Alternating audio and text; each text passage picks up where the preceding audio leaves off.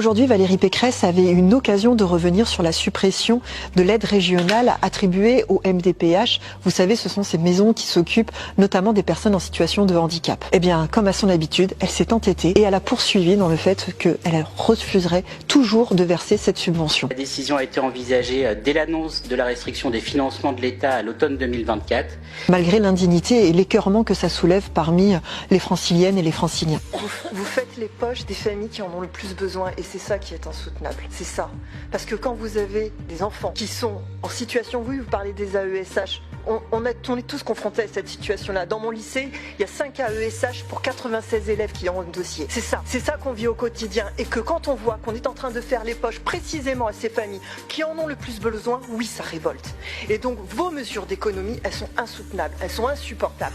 Et venir après nous dire que c'est parce que ce n'est pas de la compétence régionale. Le handicap est une compétence du département.